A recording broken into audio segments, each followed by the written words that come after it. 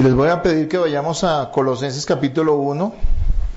Vamos a ver la segunda parte de la enseñanza que comenzamos hace 8 días, titulada Servir y sufrir por Cristo. Servir y sufrir por Cristo. Colosenses 1:24 al 29. Búsquelo y lo leemos nuevamente.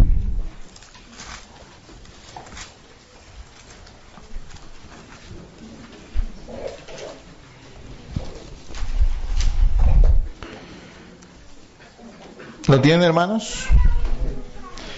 La palabra de Dios dice: ahora me gozo en lo que padezco por vosotros y cumplo en mi carne lo que falta de las aflicciones de Cristo por su cuerpo, que es la iglesia, de la cual fui hecho ministro, según la administración de Dios que me fue dada para con vosotros, para que anuncie cumplidamente la palabra de Dios, el misterio que había estado oculto desde los siglos y edades, pero que ahora ha sido manifestado a sus santos, a quienes Dios quiso dar a conocer las riquezas de la gloria de este misterio entre los gentiles, que es Cristo en vosotros, la esperanza de gloria, a quien anunciamos amonestando a todo hombre y enseñando a todo hombre en toda sabiduría, a fin de presentar perfecto en Cristo Jesús a todo hombre, para lo cual también trabajo luchando según la potencia de Él, la cual actúa poderosamente en mí. Amén. Versículo 29, yo creo que todos lo lean en voz alta.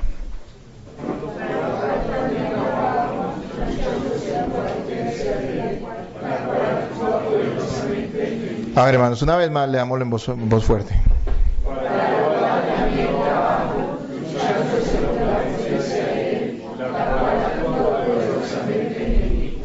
El gran tema de Colosenses es la suficiencia, la superioridad, la absoluta grandeza de Jesucristo.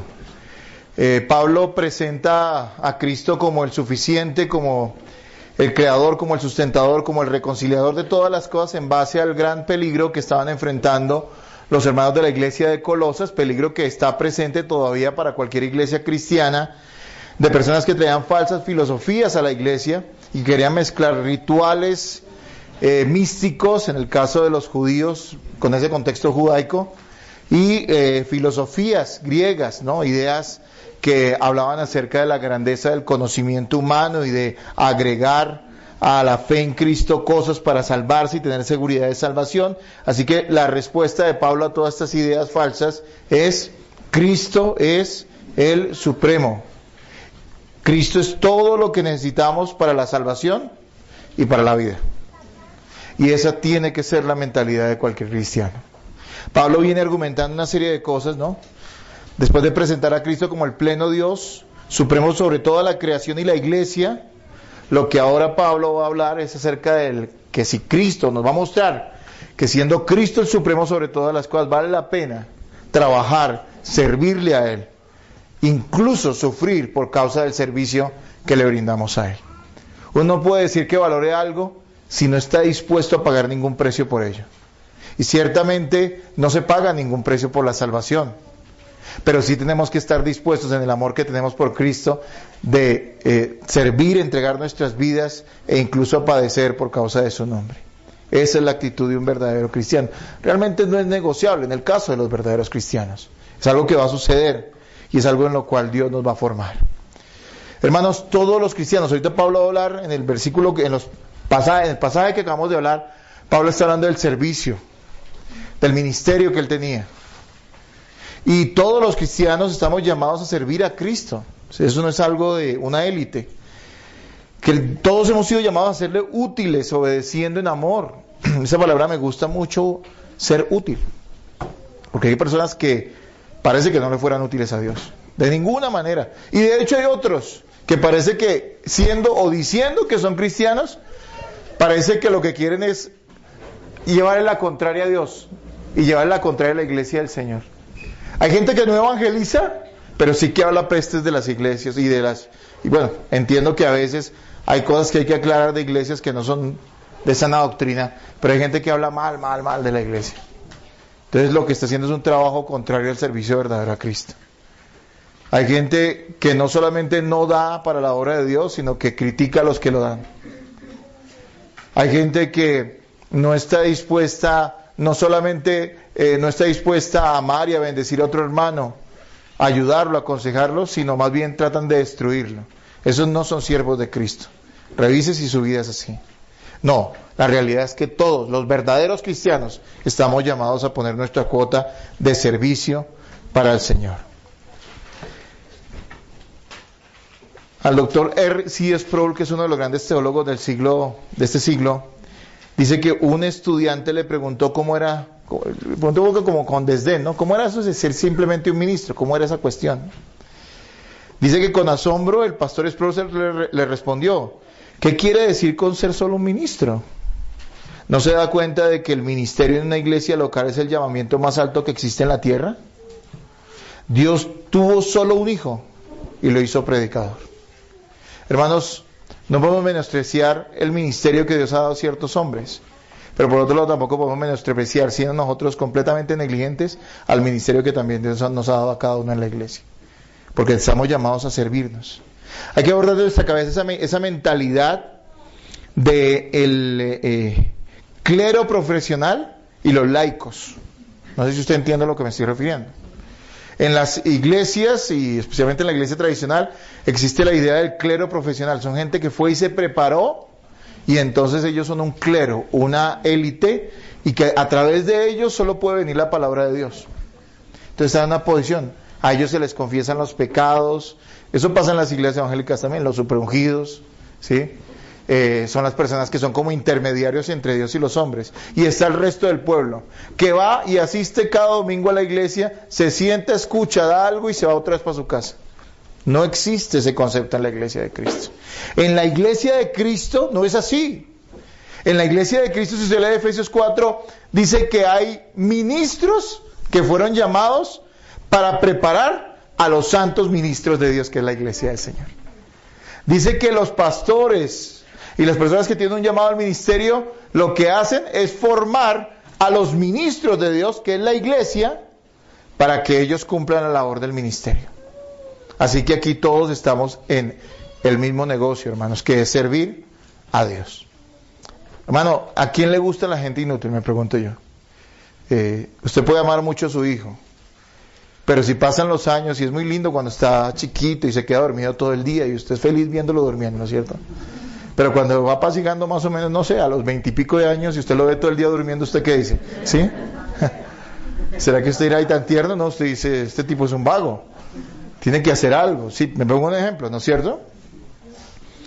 ¿Por qué pensamos que para Dios es diferente? ¿Por qué pensamos que para Dios todo, o sea, está bien hacer de todo, pero para Dios no hay que hacer nada porque pues Él es Dios? No, esa es una mentalidad, hermano, completamente contraria a las Escrituras. Así que entrándonos ya en el texto, y alteré un poquito, o cambié más bien, un poquito los puntos de la semana anterior, los reestructuré un poquito, y vamos a tocar un poquito bien resumiendo lo que vimos, hablar acerca del sufrimiento. Quiero que veamos 4 puntos hoy, ¿sí? En este texto que acabamos de ver, que acabamos de leer. Vamos a ver cómo Pablo presenta cuál es la labor del verdadero llamado, su original propósito y la actitud que debemos tener al servir a Dios. ¿Cuál es la actitud que debemos tener al servir a Dios? ¿Cuál es el propósito original del llamado a servir a Dios? ¿Y cuál es la labor del verdadero llamado? Porque también sobre eso hay mucha confusión. Hoy cada quien tiene una idea rara de lo que significa servir a Dios.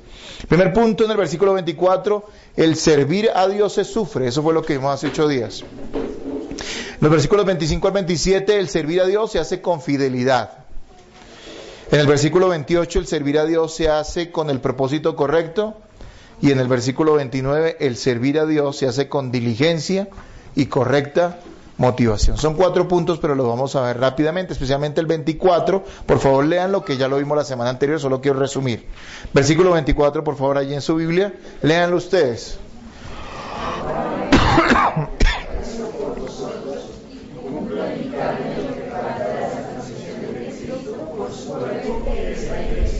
Hermanos, cuando Pablo presenta su ministerio a los colosenses, y ante todo lo hace, ante todo, pero ante todo, también por otras cosas, por el hecho de presentarse como un apóstol. O sea, Pablo no está opinando, no es una idea más, no es lo que a Pablo le parece, sino que él está hablando bajo autoridad apostólica, está hablando bajo inspiración divina. Eso hoy no sucede. No hay apóstoles hoy en día y nadie habla bajo inspiración divina. Lo que podemos hacer es hablar esta palabra que sí es inspirada y que sí tiene autoridad, ¿ok? Eso es diferente, lo que yo estoy haciendo en esta mañana. Pero Pablo sí está hablando con autoridad, les está presentando y les dice, bueno, yo he sido llamado a servir a Dios. Y lo primero que hace al presentar el hecho de que está sirviendo a Dios, de que es un ministro llamado a servir a Dios, es recordarles que él ha sufrido, ¿sí? Que ha padecido y que está padeciendo, dice en este caso, por ustedes. Recuerden que Pablo, cuando escribe Colosenses, está preso en una cárcel en Roma. Y que no era nada fácil. Aparte de eso, y lo expliqué la semana anterior, Pablo pasó por 1000 sufrimientos, por 1000 dificultades para servir a Dios. Dice que pasó hambre, y estuvo náufrago, y fue apedreado, y lo odiaba gente de afuera de la iglesia, y lo odiaba gente dentro de la iglesia. O sea que no fue una vida fácil, pero él todo lo hacía, dice que por amor a ¿qué? A la iglesia de Cristo. Claro, Pablo amaba a Cristo, pero el que ama a Cristo ama a la iglesia de Cristo. Y entonces, hermanos, no siempre recibiremos aplausos de los incrédulos, ¿no? Hay gente que hoy dice querer servir a Dios porque piensa que más o menos servir a Dios es que todo el mundo te va a aclamar porque los cristianos te van a decir, oh, qué gran pastor eres, y los del mundo van a decir, oiga, qué virtuoso este hombre. Llamémoslo aquí a las grandes entidades del gobierno y a los grandes eventos de la sociedad. Hermanos, cuando una persona verdaderamente sirve a Dios, eso no pasa. Porque cuando una persona plantea verdaderamente el Evangelio, no va a ser aplaudida por los incrédulos. No va a ser aplaudido usted por los incrédulos. Yo conozco algo de sus vidas, hermanos, de muchos de ustedes. Yo tuve que pasar por esas cosas. Lo primero que pasa es que si tu familia es incrédula y tú eres creyente y eres un creyente verdadero, la familia no te va a querer mucho, ¿no es cierto? O por lo menos no te va a querer igual. Te van a decir que usted ya no es chévere, ¿no es cierto? Usted ya no es como antes. Y usted tiene que decirle, sí, no soy como antes, pero los amo. Lo que pasa es que ahora tengo a Cristo en mi corazón. Es diferente. ¿Sí me entiendes? Si quieres que eso te ha pasado a ti solo, te tengo noticias. No, eso le ha pasado a muchos. Cristo lo dijo. Que seríamos aborrecidos incluso por los de nuestra misma casa. Claro, obviamente aclaro, porque es que siempre te voy a aclarar, ¿no? Que ese aborrecimiento es por causa de que usted llegó a Cristo y ahora se volvió vago. O que usted llegó a Cristo y ahora se volvió odioso. No. Pero por amar a Cristo, la gente nos aplaudirá. Mire, ¿por qué la gente no ama a los cristianos? Digo, a los verdaderos cristianos. Porque ellos los ven como una amenaza contra lo que la gente del mundo ama. Los cristianos son ese obstáculo. Esos que no aplauden lo que el resto de gente aprueba. Porque dicen la palabra de Dios, dice todo lo contrario de lo que ustedes quieren hacer. Obviamente en ese aspecto no seremos amados. Pablo se gozaba en sus padecimientos porque sabía que era el medio usado por Dios para llevar el Evangelio y bendecir la iglesia. O sea, Pablo no sufría por sufrir. Aquí no estamos invitando a la gente a que sea una especie como de emos espirituales. ¿Sí? ¿Saben más o menos a qué me refiero a eso, papá? A masoquistas espirituales, ¿sí? De gente que sufre por sufrir. No, ni le estamos invitando a la gente a que sufra como un medio de santificación, porque sí, como lo piensan, digamos, en las iglesias místicas, ¿no? De que si tú ayunas tantos días y padeces, entonces vas a ser más espiritual, o de que si tú te subes a Monserrate de rodillas y sangras, eso va a agradar más a tu deidad. No, no estamos hablando de eso. Ese tipo de sufrimiento no agrada a Dios, o que tú digas, no, ahora no voy a trabajar por quedarme orando y aguantas hambre. No, tampoco ese tipo de sufrimiento le agrada a Dios. Estamos refiriéndonos a ese sufrimiento que viene por causa, ante todo, de servir a Cristo. Pero también podemos incluir en este tipo de sufrimiento que Dios puede usar para santificarnos esas cosas que nos suceden, que a pesar de que no tengan una conexión directa con el servicio al Señor, nosotros las soportamos en fe en Cristo. Las soportamos, una enfermedad. No renegamos de Dios, sino que más bien decimos, Señor, gracias por las cosas que pasan, no las entiendo, no agradezco por una enfermedad, pero sí agradezco por lo que tú puedes hacer a través de esto. Estos días que he estado delicado, ya llevo varias semanas con algún padecimiento en mi cuerpo, eso es lo que decía a veces cuando uno está en un momento débil, decaído, uno dice, Señor, algo me estás enseñando con eso. Ahorita todavía no sé qué es, pero algo me estás enseñando con esto y yo te doy gracias por eso. Hermanos, Pablo sufría para llevar el Evangelio y bendecir la iglesia. El padecimiento de los creyentes por Cristo, permaneciendo firmes en Cristo, habla del gran valor que Él tiene para nosotros, o sea, que Cristo tiene para nosotros. Si nosotros rápidamente evitamos el tener que incomodarnos por causa de Cristo, nosotros estamos demostrando que Él no vale nada para nosotros. ¿sí?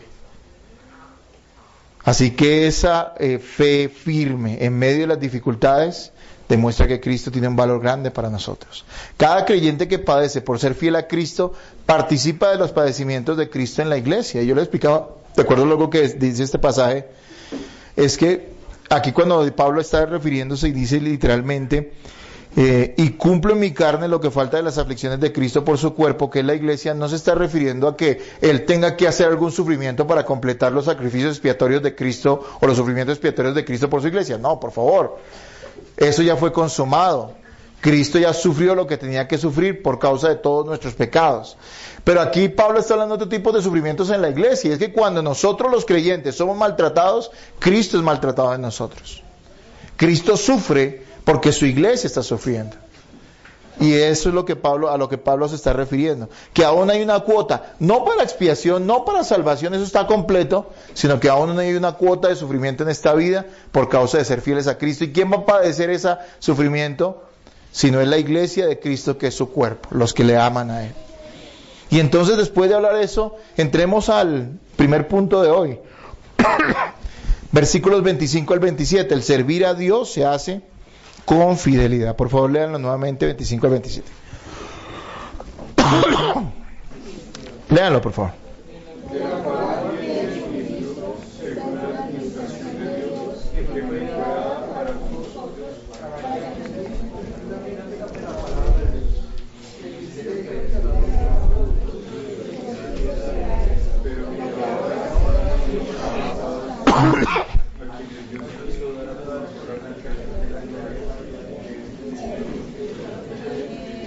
Bueno, creo que lo leyeron, ¿no? Hermanos, teníamos un coro tan lindo y lo hemos perdido definitivamente. Siempre me gustaba escucharlos. Pero bueno, ahora me gozo, dice el 25, de lo cual fui hecho ministro según la administración de Dios, que me fue dada para con vosotros, para que anuncie cumplidamente la palabra de Dios, el misterio que había estado oculto desde los siglos y edades, pero que ahora han sido manifestados a sus santos, a quien Dios quiso dar a conocer las riquezas de la gloria de este misterio entre los gentiles, que es Cristo en vosotros, la esperanza de gloria. Bien, hermanos, primero que todo hablamos de que servir a Cristo se sufre. Así que nadie piense ser cristiano, servir al Señor y salir ileso. No va a pasar. Y si pasa, posiblemente usted no le esté sirviendo a Dios. Pero la segunda cosa que yo veo muy importante que Pablo está diciendo acá es que a Dios no se le sirve de cualquier manera, sino con fidelidad. Fidelidad básicamente se refiere al hecho a decir lo siguiente: se sirve a Dios como Dios manda, no como a nosotros nos parece.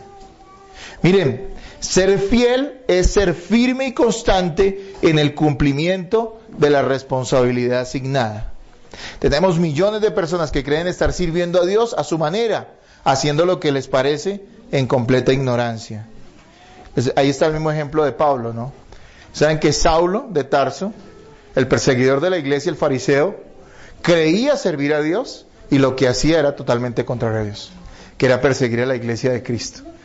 Tuvo su encuentro con el Señor en el camino a Damasco. Pablo, por el contrario, después de su conversión, el mismo Saulo converso, servía a Dios y servía a Dios tal cual Dios se lo había mandado. Y eso es lo que vamos a ver en este pasaje. Y lo digo porque hay demasiadas personas que creen o se inventan sus propias formas de servir a Dios. Pongo un ejemplo sencillo. A mí me fascina la música. Y me fascina la música en el culto a Dios, y me fascina la música como medio para servirle a Dios, digámoslo de cierta manera, para llevar algún mensaje. Pero se ha sobreexaltado en las iglesias el hecho de que la alabanza incluso se le llama ministerio, lo cual es falso porque la Biblia no dice que la música sea un ministerio, ¿sí? Se ha sobreexaltado y hay gente que se dedica a hacer conciertos, a cobrar por ellos y decir todavía con descaro que le están sirviendo a Dios, cuando no están haciendo nada para Dios. Hay gente que se dedica a dar conferencias motivacionales, y conocí muchos de estos, motivacionales, que si tú vas y comparas a un tipo que va a ir a dar conferencias motivacionales a las universidades y uno de estos que va a las iglesias, la diferencia son 3 o 4 versículos. Este no usa versículos, este sí, pero es lo mismo. Y cobra hasta por ello, y el descarado dice todavía que le está sirviendo a Dios, y él está convencido de que sí. Y hay gente que se dedica a darle de comer a los perritos abandonados en la calle, y está bien, yo no estoy diciendo que no. Para que no van a decir que no soy que soy antiecológico o algo así. Y dicen, este es mi servicio a Dios. Como si eso fuera tan trascendental. Porque animales en las calles siempre habrá. De hecho, los animales deberían estar en las calles, ¿no? Porque así fue que Dios los creó, para estar en el campo y todas esas cosas. Hay gente que está equivocada respecto a lo que es servir a Dios. Es cierto que donde tú laboras y lo que tú sabes hacer puede ser un servicio a Dios. Claro que sí. Pero no puedes pensar que de cualquier manera ese sea todo el servicio que le puedes brindar a Dios. Dice el versículo 25, la primera parte, de la cual fui hecho ministro según la administración de Dios que me fue dada para con vosotros. Un servicio fiel a Dios significa un llamado real de Dios para servirle a Él. Pablo sirvió fielmente a Dios, asumiendo el llamado que Cristo le hizo. Soberanamente Dios llama a servir a su iglesia, o sea, llama a hombres a servir. ¿Y a servir a quién? A la iglesia, no a sí mismo, no a servirse a sí mismo a los que dicen ser servidores de Dios, sino servir a su iglesia, ¿sí? Entonces, Pablo fue llamado por Dios. Nosotros hemos sido llamados también por Dios a salvación y por ende a servirle. Así que todo comienza ¿en quién? En Él. Dice Pablo que fue hecho ministro por Cristo, de acuerdo a su administración. Eso es mayordomía, lo que Dios ha determinado, de acuerdo a la manera en que lo ha hecho. Y la segunda parte del 25 dice, para que anuncie cumplidamente la palabra de Dios. Pablo sirvió fielmente a Dios predicando y enseñando la palabra. La esencia del servicio a Dios es proclamar el Evangelio. ¿Cómo se sirve a Dios? Bueno, aquí en otros pasajes de la Escritura básicamente nos está diciendo lo siguiente: servir a Dios en esencia es predicar y enseñar la palabra. No hay que ser un ministro profesional, no hay que tener grandes estudios, simplemente ser un cristiano bien informado, bien estudiado, un cristiano diligente en la estudio de las Escrituras para que Dios nos pueda usar para transmitir a otros las verdades del Evangelio, de la palabra de Dios, de la manera más sencilla. ¿En qué enfocó Pablo su ministerio? Si no fue en otra cosa más que predicar y enseñar la palabra de Dios. El llamado de Pablo y de la iglesia es enseñar la palabra. Gente no conoce a Cristo si no conoce la palabra. Y eso incluye que nosotros debemos brillar en la oscuridad, ¿sí? ¿Cómo va a conocer la gente a Cristo? A través de que nosotros tengamos un gran salón. No estoy en contra de los grandes salones, y algún día lo tendremos, ojalá. Porque tengamos un grupo muy organizado de ujieres. Y ojalá tengamos un grupo muy organizado de ujieres. Porque tengamos los métodos y la última tecnología. Porque los cristianos seamos personas que lleguemos a ocupar grandes lugares en la sociedad o posiciones en la sociedad. No, la única manera en que la gente va a llegar a conocer a Cristo es por medio de la palabra, predicada con nuestra boca y predicada con nuestras vidas. Es la única manera en que la gente va a conocer la palabra. Por eso la esencia del servicio a Dios es que la palabra, proclamar la palabra de Dios. Por eso en una iglesia bíblica a veces la gente se extraña, ¿no? Tú vas a un lugar donde durante hora y media cantan, media hora se dan anuncios, la piñata del pastor, la piscina de yo no sé qué, el paseo hacia donde no sé cuándo, y durante 20 minutos, yo estoy en lugares donde nos decían, es que si usted excede mucho la gente se cansa, pero nunca dijeron que hora y media tocar estuviera mal, nadie se cansa con eso. Porque invierten, y 20 o 30 minutos de algo que se dicen ser una enseñanza, pero que uno ni siquiera sabe si es una enseñanza bíblica. Hermanos, cuando tú llegas a una iglesia bíblica te das cuenta que que todo se centra en una cosa, en enseñar las Escrituras. Y en eso sí nos esforzamos. Y nuestras reuniones giran en torno a proclamar la verdad de la palabra de Dios. Y eso no debería cansarnos, porque es lo que nosotros más amamos, la palabra del Señor. Y entonces venimos los domingos y tenemos un estudio temprano, teológico, sistemático, que usted necesita comprender acerca de la doctrina cristiana. Y después predicamos la palabra el domingo en el culto. Y después usted viene el jueves y ve que dedicamos tiempo a la oración, pero que también tenemos un tiempo de estudio bíblico. Y usted va a ver ahorita en unas semanas que comenzamos nuestro estudio los sábados en las casas. ¿Y qué vamos a hacer? Vamos a reunir para qué. Sí, yo sé que va el chocolatico y todo eso. O creo. Pero nos reunimos ¿para qué? Para estudiar la palabra de Dios. Así que quiere servirle a Dios.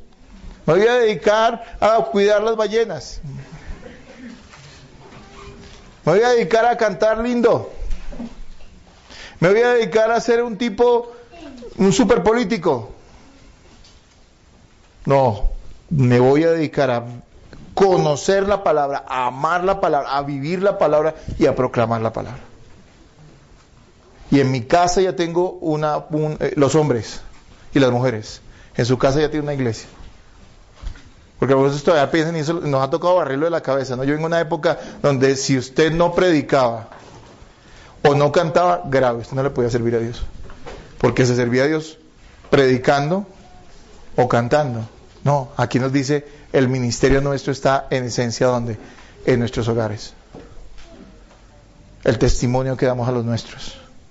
Hay mucha gente que Dios coloca a nuestro alrededor a la cual le podemos transmitir la palabra. Nosotros a veces no necesitamos ni siquiera una gran maquinaria publicitaria y nada de esas cosas, no la necesitamos. Porque a donde usted llega, difícilmente otros llegarán. Dios lo colocó en un contexto especial. Los compañeros de trabajo suyos son un lugar donde usted puede predicar la palabra y compartirla. Donde usted puede transmitir esa verdad a través de su vida. Su familia. Así que todo se centra en ¿qué? En la palabra de Dios. No hay mayor necesidad del ser humano que el de salvación y reconciliación con Dios. La gente no necesita autoestima. ¿Cuántos saben eso? Necesita bien sentirse consigo mismo. No, la gente necesita sentirse bien consigo mismo. Y repito algo que siempre lo he dicho. El problema no es la autoestima. Todo el mundo tiene autoestima. El problema es la autoestima porque todo el mundo tiene demasiada autoestima. Y se dice, pero no ve el drogadito en las calles, ese tiene más autoestima que todo el mundo. ¿Sabe por qué? Porque él se ama tanto a sí mismo que hace lo que se le antoja sin importar que la gente que esté a su alrededor sufra. No le importa irle a dar una puñalada a alguien por consumir un bicho de estos. Y él sentirse bien porque lo único que importa quién es. No importa que su mamá se esté muriendo de angustia en la calle, en la casa, sabiendo que tiene un hijo que vive en las calles, porque a él no le importa a otra persona sino quién. ¿Sí ven que el problema no es del ser humano? Ay, es que pobrecito. La niña no se estima, se acuesta con todo el mundo. Hay que meterle autoestima, nos decían. No, está sinvergüenza, demasiada autoestima tiene. Lo único que quiere es sentir placeres en su propia carnalidad, porque no le importa nada más. El primero que no le importa es Dios. ¿Sí ven que el problema no es ese? Nosotros no estamos llamados a hablarle a la gente de progreso porque al fin y al cabo, hermanos, a todos Dios nos dio la suprema necesidad de trabajar. Y todos queremos progresar, eso es normal.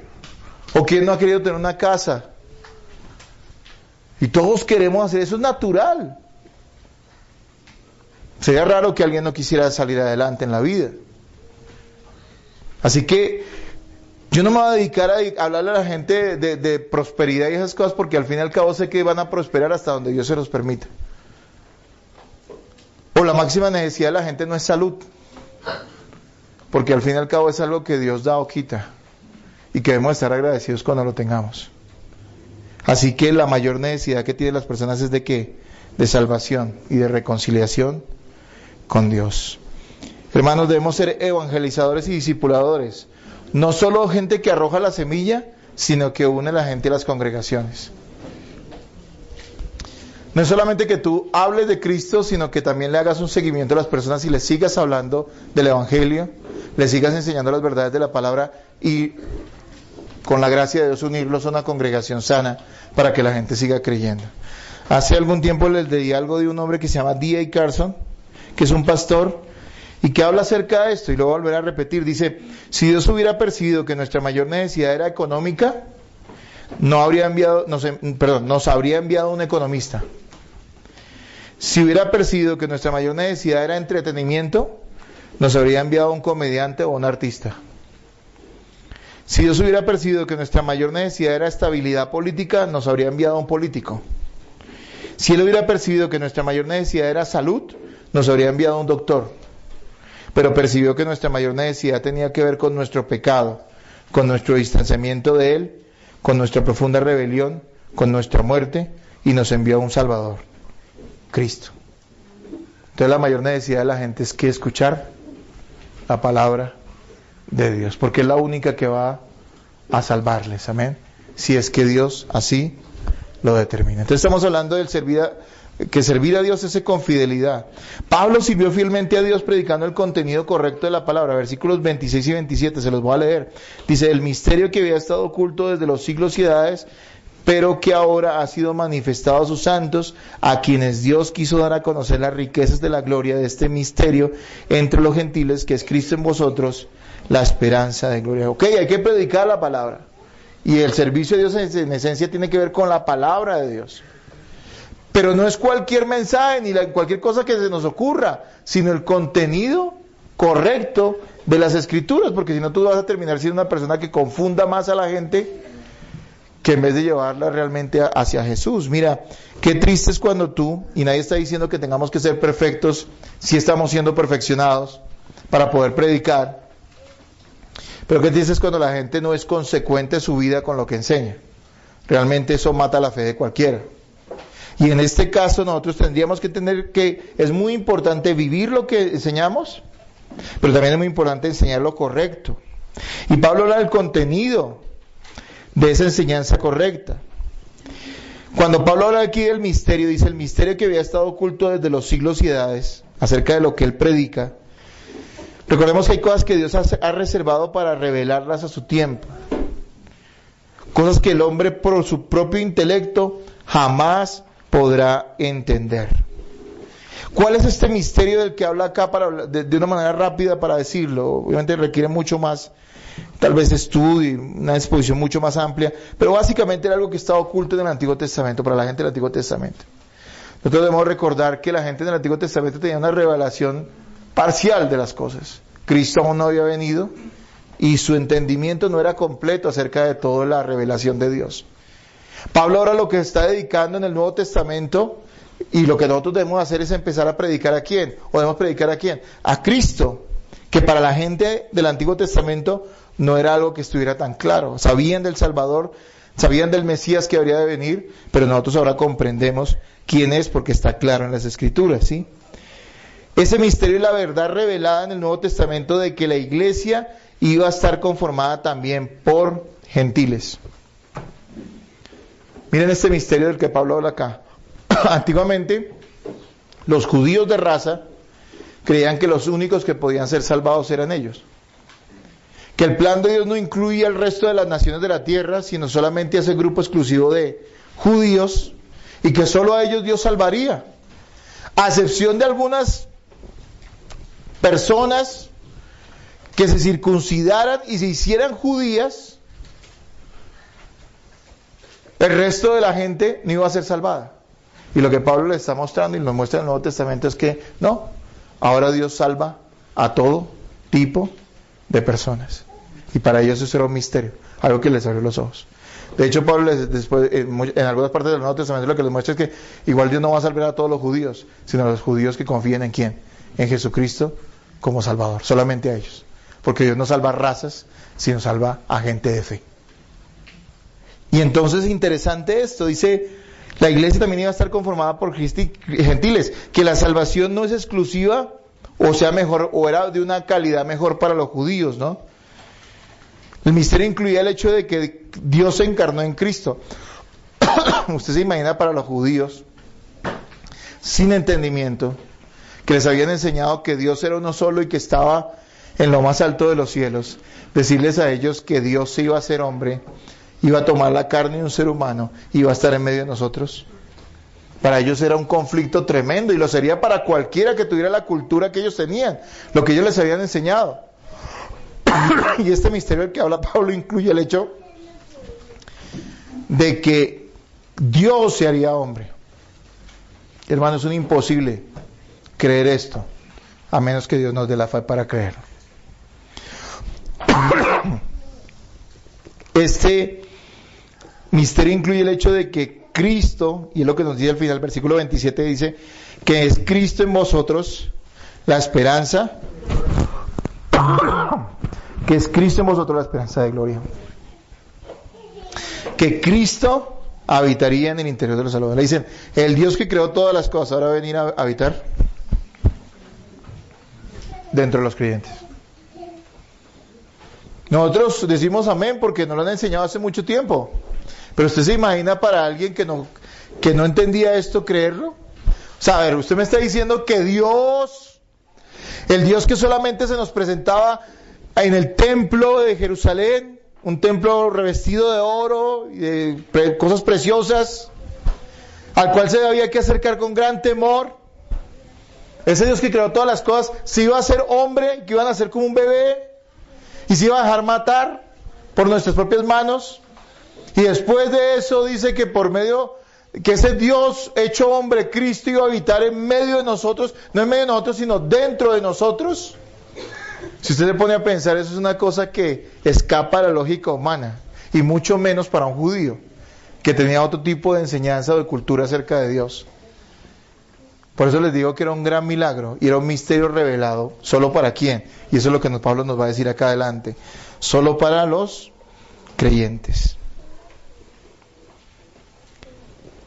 Miren lo que dice el 26 y 26, la segunda parte del 26 y el 27 dice, pero que ahora, dice ese misterio está oculto, pero dice, pero que ahora ha sido manifestado a sus santos, a quienes Dios quiso dar a conocer las riquezas de la gloria de este misterio entre los gentiles. Entonces, hermanos, dice Pablo que el ministerio se sufre, dice Pablo que el ministerio es enseñar en esencia la palabra de Dios, dice Pablo que es enseñar lo correcto acerca de la palabra de Dios, que es la revelación de un gran misterio, y es el hecho de que Dios salva a quien Él quiere, sin importar su raza, y que Dios está dando a conocer un gran misterio, y que ese gran misterio se lo está dando a conocer a quien Él quiere. ¿Y quiénes son esos? Son su iglesia, sus escogidos, a quienes les da la fe y el entendimiento para comprender que estas cosas son absolutamente verdaderas.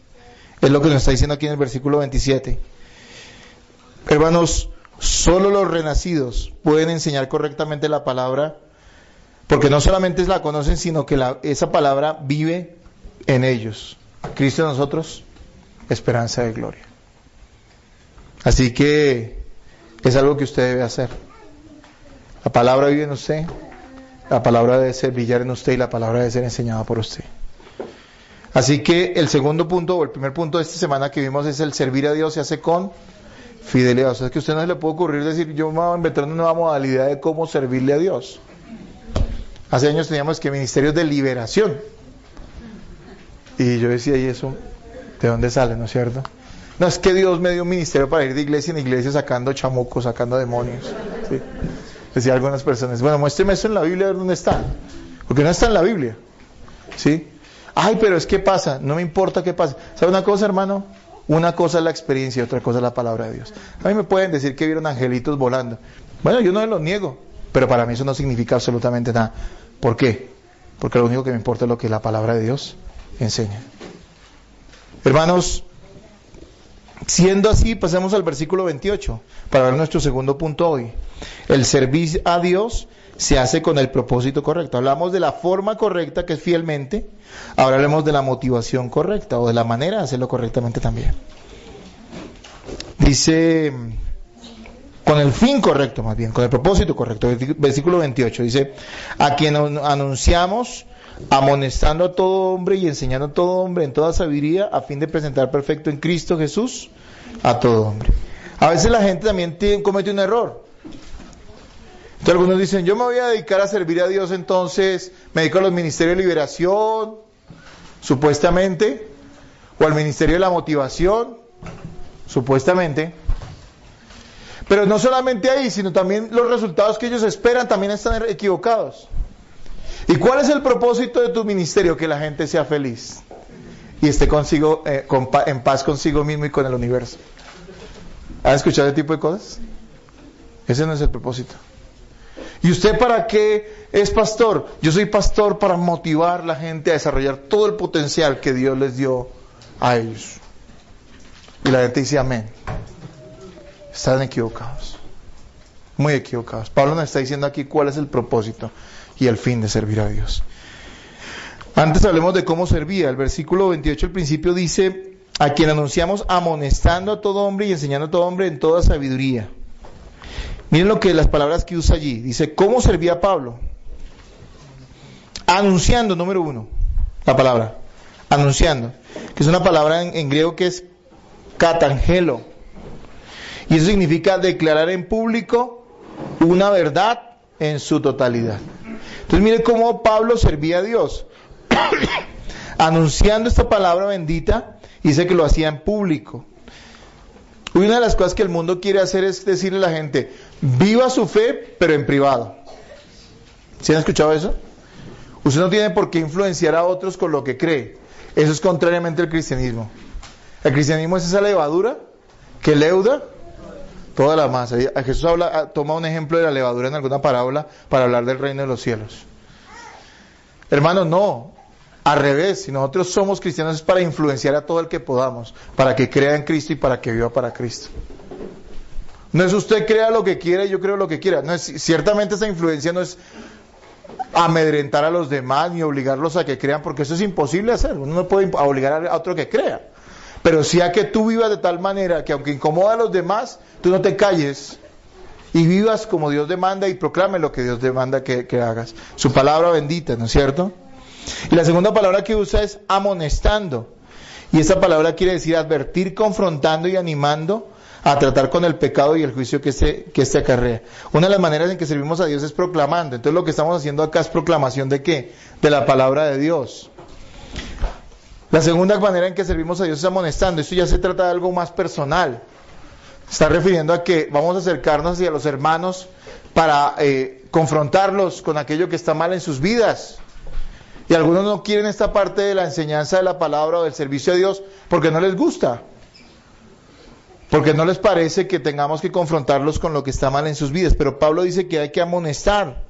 También dice que enseñando, y enseñar que es impartir la verdad constante y sistemáticamente. O sea que la enseñanza bíblica no debe ser solamente esporádica en nuestra vida, sino tiene que ser ¿qué? Constante y sistemática. Constante en cuanto a la frecuencia y sistemático en cuanto al orden que debe seguir. ¿Cómo se debe hacer? Con un orden que nos lleve a entender cosas. ¿Sí? Enseñanza expositiva es eso, sistemática, porque coge un pasaje o un texto de las Escrituras o un libro completo de las Escrituras y te lo muestra y te lo enseña de una manera que tú comprendas no solamente esa porción o esa idea que tenías por encima, sino todo el mensaje de la Escritura. Y así debe ser. Eso es enseñar de acuerdo a la palabra que se usa allí en este pasaje. También usted debe estar dispuesto a que se le enseñe. Porque si tú eres de las personas que viene cada 15, cada 20 días a la iglesia, pues ¿qué enseñanza puede haber en tu vida? Simplemente estás cogiendo pedacitos de enseñanzas y metiéndolas en tu cabeza de una manera desordenada. No, por eso los cristianos tenemos como sagrado el hecho de venir los domingos a la iglesia. Eso es algo que no se negocia porque nosotros sabemos que le honramos a Dios escuchando su palabra, adoramos a Dios escuchando su palabra. Bueno, hablo de los verdaderos cristianos. Los demás simplemente querrán venir de vez en cuando para calmar su conciencia. Pues hermano, eso es religión, pero eso no sirve nada delante de Dios. Tú tienes que venir y ser nutrido constantemente. Y de esa manera vas a empezar a ver el cambio, ¿dónde? En tu vida, ¿sí? Entonces, hermanos, y dice que lo hacía en sabiduría, en toda sabiduría. Y la sabiduría es la comprensión de los principios bíblicos aplicados a una conducta santa. La segunda parte del versículo 28 dice, a fin de presentar perfecto en Cristo Jesús a todo hombre. Entonces, ¿cuál es el fin del ministerio y del servicio a Dios? El propósito del servicio y ministerio cristiano es lograr la madurez de los santos, que el carácter de Cristo sea formado en ellos. hay una sola labor o una sola responsabilidad grande que tenemos los pastores, es enseñar correctamente la palabra para que los cristianos maduren. Y que sea, dice Pablo, lo usa la palabra, a fin de presentar perfecto en Cristo Jesús, ¿a quién? A todo hombre. No está hablando de todo hombre, es decir, no está diciendo toda la humanidad. Está diciendo todo hombre en Cristo. ¿Sí? Todo cristiano debe ser presentado como perfecto delante de Dios. Entonces, en la medida en que usted está aquí en la tierra, hasta cuando Dios se lo permita, y usted se está nutriendo y está involucrado, y la palabra de Dios está viviendo en su vida, con todos los problemas o dificultades que eso también presenta, porque a veces retrocedemos un poco, avanzamos un poco, pero usted está constante allí, quiere decir que usted está siendo perfeccionado. Ciertamente en esta vida no vamos a llegar a ser perfectos, no, pero llegaremos a ser más perfeccionados para presentarnos delante del Señor. Entonces el fin del servicio de Dios es ese. Usted no evangeliza para que la gente deje los vicios, ¿sí o no? Ay, pastor, predíquele a mi esposo que es más borracho, ¿sí? A ver si deja de tomar. No, a su esposo hay que predicarle porque está perdido. Que deje de tomar será la consecuencia de haber confiado en Jesucristo, pero no será realmente lo que estamos buscando, no es lo que esencialmente buscamos, que deje de consumir algún vicio, alguna cosa de esas. Lo que queremos es que Dios lo salve. Lo que queremos es que Él se perfeccione en el Señor, en Cristo. Vamos al versículo 29, hermanos. Y vamos al último punto de hoy. El servir a Dios es con diligencia y correcta motivación. Versículo 29 dice, para lo cual también trabajo luchando según la potencia de Él, la cual actúa poderosamente en mí. ¿Cuál era el propósito y la energía y la motivación de Pablo para servir a Dios? Pablo lo hacía con diligencia y correcta motivación. ¿Y cómo lo hacía? ¿Cómo se manifestaba esa motivación de Pablo? Con dos cosas. Primero que todo, Pablo trabajaba intensamente en la obra y Pablo tenía gracia abundante en su vida para servir a Dios. Lo primero que vemos allí es en el versículo 29, dice, para lo cual también trabajo luchando. Pablo trabajaba, la palabra allí es copiado, que quiere decir una labor intensa que lleva al agotamiento. Eso quiere decir que él no era indiferente, descuidado, negligente en el servicio a Dios. Es decir, no tenía excusas. A veces la gente piensa que servirle a Dios, como es para Dios, pues es de cualquier manera. Que al fin y al cabo, pues, Dios no nos va a demandar, porque la mentalidad de muchas personas es que, pues, como es para Dios, Él me tendrá que entender, ¿no es cierto? Démosle lo peor, hagamos el menor esfuerzo, al fin y al cabo el Dios tendrá que entender. Yo me pregunto por qué la gente siempre dice que Dios tiene que entender, pero no espera que, digamos, su jefe entienda. ¿Usted alguna vez ha pensado, no, mi jefe tiene que entender, yo llego hoy al mediodía? Lo siento, ¿sí? Él tendrá que entender. ¿Usted no piensa eso, sí o no? O si lo piensa, pues no le va a durar mucho el empleo. Hermanos, ¿por qué pensamos que Dios tenga que pensar de esa manera? Pablo no era así, dice que él trabajaba hasta el agotamiento, que se esforzaba.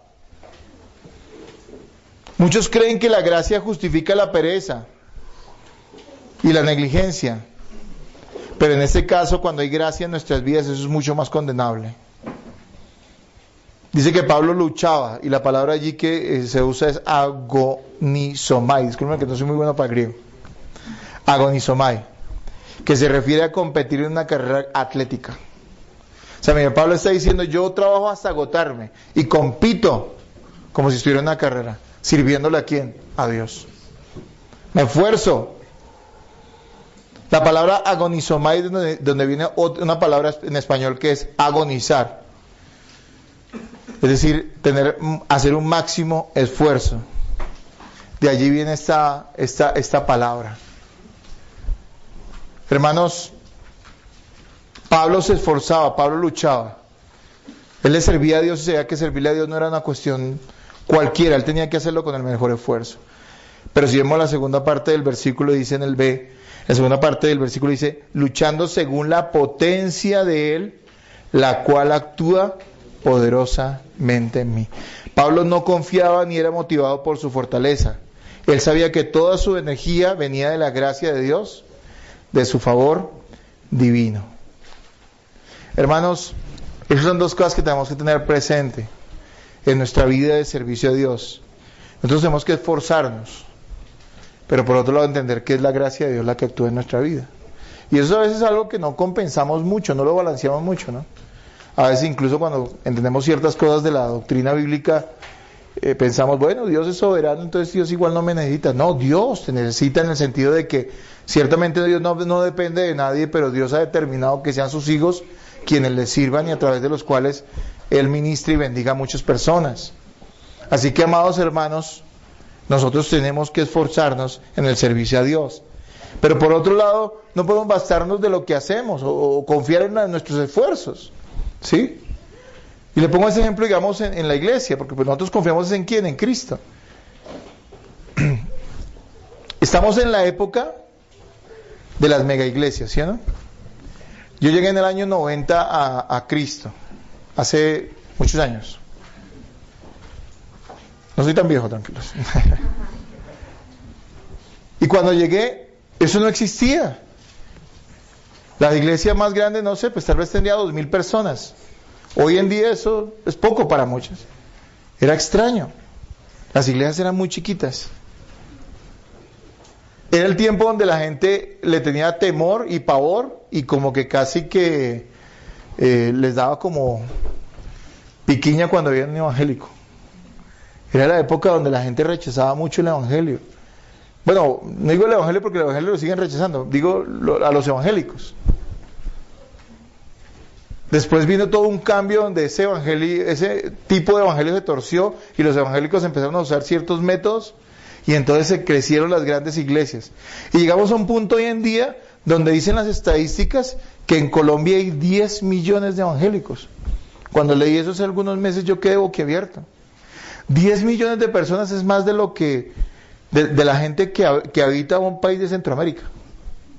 Hay más gente evangélica en Colombia que gente viviendo por, no sé, tal vez en Guatemala o en El Salvador. Es increíble. Así que hoy sería el tiempo de decir, abramos iglesia, y conozco esos casos, de gente que conozco y de gente que he escuchado, y a los pocos meses ya tenemos una gran cantidad de personas, reuniéndolas semanalmente, involucrándolas y poniéndolas a trabajar en 1000 cosas para engrandecer la organización que ellos tienen y llegar prontamente a ser una iglesia de multitudes. Se esfuerzan mucho esas personas, pero no tienen nada de gracia, porque eso no proviene de Dios. En el caso nuestro como iglesia de Cristo, en nuestro caso, estamos aquí para hacer un trabajo de esfuerzo, de querer predicar, de compartir el evangelio, de que nosotros seamos diligentes como iglesia de Cristo. Pero estamos esperando siempre los frutos en el Señor. Y ahí se combina tanto el esfuerzo como la gracia. Si nosotros confiamos en nuestro esfuerzo, siempre vamos a terminar frustrados. Porque nunca vamos a obtener lo que esperamos. Si nosotros confiamos en la gracia de Dios, vamos a vivir tranquilos, porque sabemos que el Señor dará lo que Él quiere sin dejar de esforzarnos. Porque la gracia de Dios nos obliga a ser más esforzados que cualquiera. Hermanos, por eso podemos estar tranquilos hoy, sabiendo que Dios es el que hace, y Dios es el que ministra a la iglesia, y Dios es el que da el crecimiento. Recordemos, hermanos, que Dios no solamente llama, sino capacita y sostiene a sus hijos y siervos. Dios nos da la fortaleza para ser útiles y trabajar en su obra. Cuando uno siente desfallecer, pero sigue adelante, porque tiene presente a Cristo, su amor y su llamado, eso significa que la gracia de Dios está en nuestras vidas. Porque no significa que nos sintamos a veces desfallecer. Pero hay algo en nuestra mente y en nuestro corazón. El amor, el llamado y la obra perfecta de Cristo. Debemos con diligencia hacer todo lo que humanamente podamos hacer. Y confiar en que Dios está obrando a través de ello. La confianza no está en el esfuerzo. La confianza está en ¿quién? En Dios. Hermanos, hemos sido salvados para servir a Dios, haciendo brillar fielmente la luz del Evangelio a través de nuestra vida, aunque en muchas ocasiones esto implique sufrir. ¿Cómo está usted sirviendo a Dios, hermano? ¿Qué tanto usted está haciendo para hacer un puente de bendición y de vida a los suyos, a su familia, a su hogar, a la gente que lo rodea? ¿Qué tanto usted está sirviendo a la iglesia del Señor? Servir a la iglesia del Señor no es predicar detrás de un púlpito, es amonestar, es servir, es interesarse, servir a los hermanos de una u otra manera, estar pendiente, orar, interesarse verdaderamente porque los demás avancen en su vida de fe, en su andar con Cristo. ¿Hemos sido diligentes con eso que el Señor nos ha encomendado o lo estamos descuidando? Simplemente estamos despreocupados y escudándonos en que Dios tiene que comprender. No, hermanos. Tenemos que esforzarnos en la gracia de Dios. ¿A cuántas personas le estamos compartiendo la palabra? Invitándolos a creer en el Evangelio, compartiéndoles la verdad de Dios. Esto es a lo que se refiere Pablo. Él presenta su ministerio en este pasaje y muestra lo que ha significado, quién lo llamó, el sufrimiento que ha tenido y cómo está ejerciendo ese ministerio de la manera correcta. ¿Cuál es su motivación y la fuerza que Dios le ha dado a través de su gracia? Pero todos hemos sido llamados a servir a Dios. ¿Usted de qué manera está sirviendo al Señor? O más bien si usted está haciendo un tropiezo y ese será el tiempo en que usted se arrepienta y confíe verdaderamente en el Señor hoy. Hermanos, vamos a orar. Padre, gracias te damos en esta mañana